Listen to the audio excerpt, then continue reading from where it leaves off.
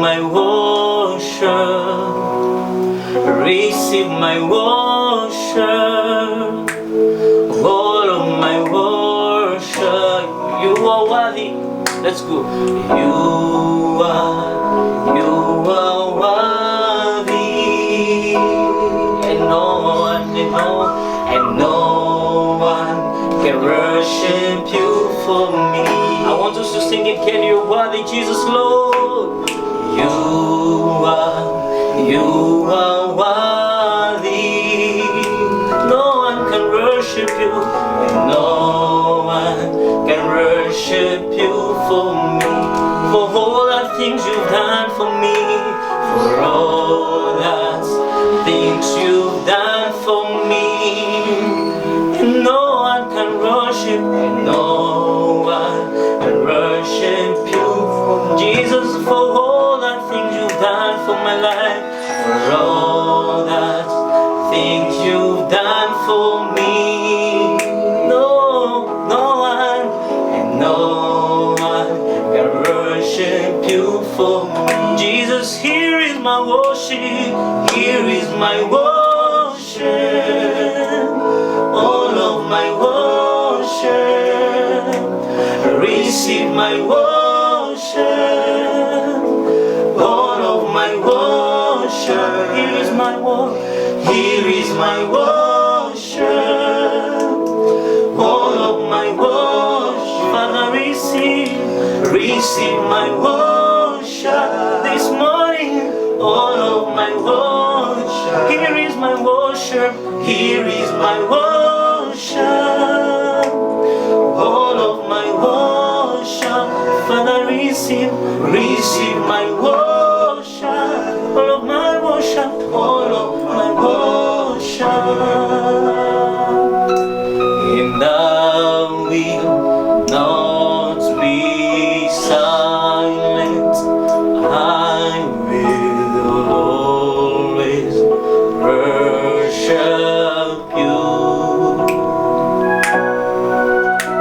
As long as I am breathing, I will always worship you. Hallelujah. And I will not be silent, I will always worship your name. As long as I am breathing, I will always worship you. Here is my worship, here is my worship, Father, all of my worship. Receive my worship, all of my worship. Here is my worship, here is my worship, hallelujah, all of my worship. Jesus, receive my worship, all of my worship. Sing lastly with that. Here is my worship, all of my worship. Father, receive my worship, all of my worship. You are worthy. Father, you are worthy. And this morning, oh Lord, we just want to declare that, oh God, you are so good to us, oh Lord. Thank you, Jesus. Thank you for everything that you are doing in our lives, oh God. We bless your name, oh Father, for the greatness, oh God, of your name, oh Jesus. You are worthy to be worshipped, oh Jesus. You are worthy, oh Lord, to receive the honor. You are worthy, oh Lord, to receive the glory this morning. You are worthy, oh Jesus, to receive all our worship, oh Lord God. Would you just receive it this morning, oh Lord? As, oh Father, this time we are coming into your presence, oh Lord. Lord, so that you can bless us, so that you can speak to us, so that, oh Jesus, you can do again great things, oh God, to us, oh Father Lord. Receive the worship, oh God, this morning. We praise your name in the mighty name of Jesus Christ, as we say, amen. Amen. We believe that wherever you are, God will touch you. We believe that wherever you are, God will speak to you. So kindly you can share this link, you can share it on WhatsApp, you can share it with your friend, with your relatives. I don't know who is that person. You can be willing to share so that he can be also blessed with you together. Praise the name of Jesus. Amen. As we started already last week, we started this wonderful topic, keep your heart, and then we started our subtopic, and that was the heart of Cain, the heart of Cain. And today we are still continuing with the same topic. Let us turn our Bible. Let us turn our Bibles into Genesis chapter 4, verse 9 to 13. Genesis chapter 4, 9 to 13. I'm reading in the wonderful name of Jesus. Amen. The Lord asked Cain, "Where is your brother Abel?" He answered, "I don't know. Am I supposed to take care of my brother?" Then the Lord said, "Why have you done this terrible thing? Your brother's blood is crying out to me from the ground like a voice calling to revenge. You are placed under curse and no longer found the soil. It has sucked up your brother's blood, and it has opened its mouth to receive when you killed him. If you try to grow crops, the soil will not produce anything. You will be a homeless wanderer on the earth." And Cain said to the Lord, "This punishment is too hard for me to bear. You are driving me out of land and away from your presence. I will be a homeless wanderer on the earth, and anyone who will find me will kill me." But the Lord answered, "If anyone kills you 7 times, will be taken revenge." So the Lord put a mark on Cain to 181 who meets him not to kill him. Praise the name of the Lord. Amen. Beloved, we have started this wonderful topic, the heart of Cain. We say, the Bible says within the book of Proverbs chapter 4:23, it says, "May you keep your heart more than anything else, because your life, it depends on your heart." It says that, here I'm quoting the French version, it says, "Keep your heart more than anything else, because the sources of life comes out of your heart." Before God does anything with you, He first checks the state of your heart. Before God blesses you, He first check out the state of the conditions of your heart. So He says, keep your heart more than anything. And then we said there was 2 brothers, Cain and Abel. The Bible says that Cain came with the offertory to God. He came with a sacrifice, but when he came with it, God didn't accept the sacrifice of Cain. Why? Because before He agrees the sacrifice, He first agrees the heart. So he first checked the heart of Cain before He accepted his sacrifice. Then we started there, and we said last time that the heart of Cain, first of all, it is a religious heart, but that is far from God.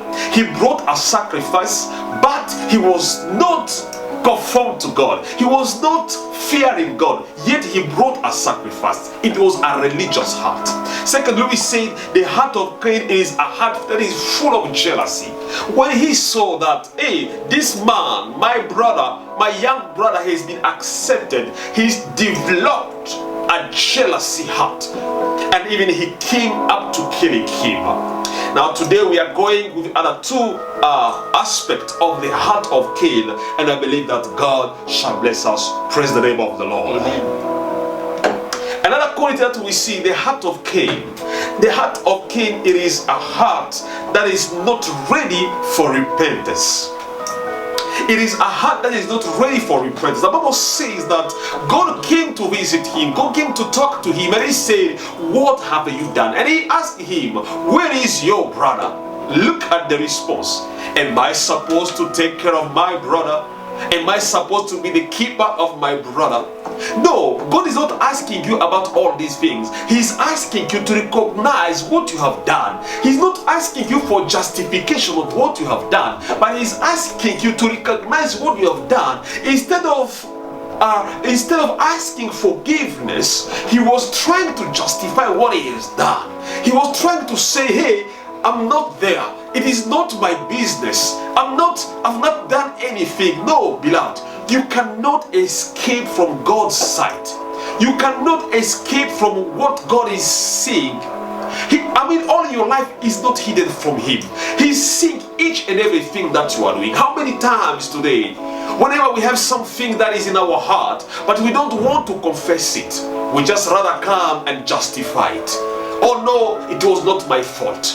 Oh no, it was the devil. Oh no, I don't know what happened. No, don't say you don't know what happened. Rather, you come to God and ask for forgiveness, beloved. In our societies, in our families, this is what is killing us, beloved. Because whenever someone is coming to do something wrong to you, instead of asking for forgiveness, he's trying to justify, he's trying to complain, he's trying to do other things rather than asking for forgiveness. Let me urge you, beloved, that whenever you have done something wrong, humble yourself before God. There is nothing better than that saying sorry to your brother. If you've done something wrong, just say sorry. Just say sorry to your wife. It is so simple. Rather than saying, oh no, I was trying to do this. No, it was a mistake. No, it was this. No, beloved, come before God and humble yourself. If there is something that God has been pleased with David, it is because he has been a man who was ready to ask for forgiveness whenever he found himself guilty. But this is the difference with Saul, because Saul, when he does something, he will try to justify what he has done. That is why even God has rejected Saul, because he's a man who is full of himself, and instead of asking and saying, God, I'm so sorry for what I've done, he's trying to justify. But David, whenever he has done something wrong, he comes to the Lord and humble himself and say, God, I'm so sorry for what happened. Beloved, I don't know what is your status of heart. Are you the one who is trying to justify whatever you've done, whatever you are doing? Are you the one who is trying to find an excuse? Are you the one who is trying to say, hey, I'm not responsible of this? No, God is looking for a heart that is ready to come and say, Lord, I'm sorry for what I've done. You can just humble yourself. Don't try to justify yourself. Rather, you come and ask for forgiveness. I've seen something wrong with Cain.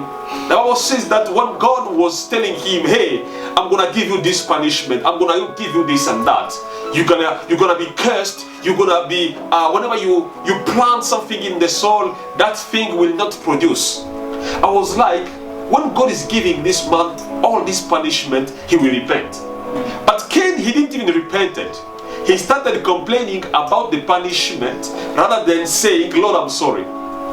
And this is also what is happening today. People are more concerned about the consequences of sins rather than being concerned about restoring the relation with God. So we tend more to say, hey God, this is too much. Today, I don't know what is happening, but let's just see this situation of COVID. People are complaining. People are complaining more about the COVID rather than saying, let us look for God who can heal us. I think today the world should be in a status of repentance, of asking forgiveness, rather than complaining and saying, we are losing our businesses, we are losing this, we are in quarantine, we are this, we are that. We have to come and humble before the Lord, because I will say that if the people that are calling upon my name come and humble themselves, I will heal their land. I will heal their land. So if Cain could come and repent, if Cain could come and humble himself, God could heal the land, because God has cast the land for Cain because he has sinned against him. Beloved, be humble. Be humble before the Lord. the second thing that we see in the heart of Cain is that the heart of Cain is a heart that delights to build a city but far from God. This one we found it in Genesis chapter 4 verse 17. The Bible says this: Cain and his wife had a son and named him Enoch. Then Cain built a city and named it after his son. So this is Cain. After being chased from God, he went and he built a city. So his heart was happy to build a city but not being in the presence of the Lord. So he was so happy for him. He delighted for him to be far from God and build material things. This is a heart that is looking for a prosperity of material things. He'd rather be far from God but having cars, having women, having buildings and whatever he can have, but being in the presence of the Lord, he's not caring about that. Beloved, true prosperity, it is the prosperity that is found in the presence of the Lord. True prosperity is for you to be with God.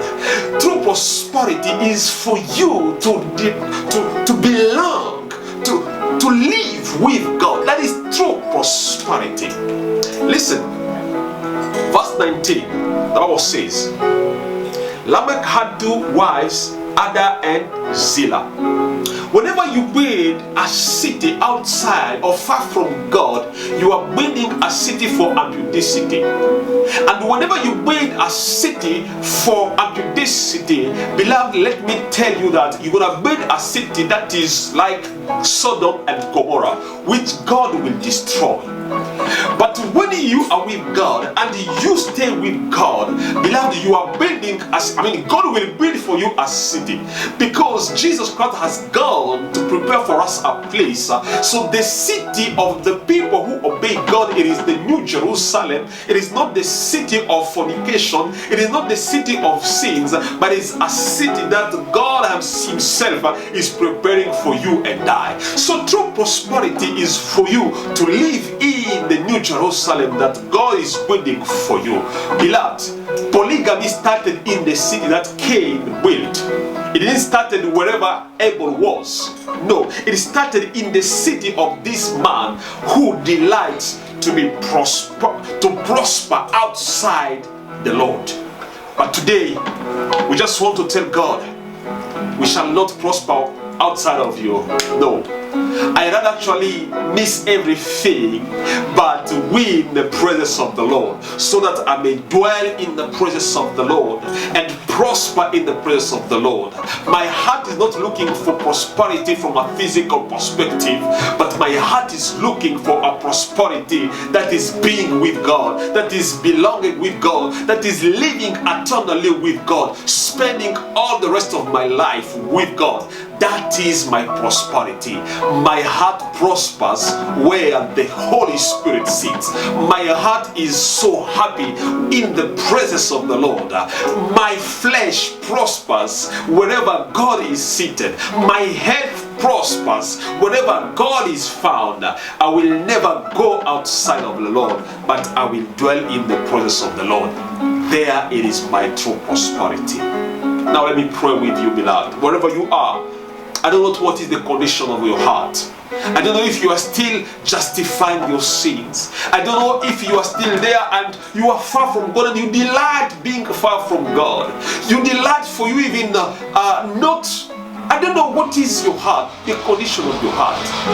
But today, I want to pray and say, God, help us. Let me pray with you. Father, I bless my listeners all, wherever they are. Jesus, I pray that, oh God, is there any person who at this time want to say, Lord, I'm coming back to you. I want to repent, Lord. I don't want to justify myself, but Lord, I'm here to say, Lord, forgive me. Forgive me, Lord. I've been far from you. Receive my heart. I give you my heart. I want to delight where you are. I want to rejoice in the Lord. Lord, take my heart. I give you my life today in the name of Jesus Christ. Amen. May God bless you wherever you are, and may you have a blessed week. This was Pastor Sam, and we bless everyone, the crew that has been here, Brother Kinobi, Brother Joseph, Brother Joel, Ebe, Elise, and all of us who has been here today, Brother Roche, and everyone who has been here to make it today. May God bless you. We shall meet next time. God bless you. Bye-bye.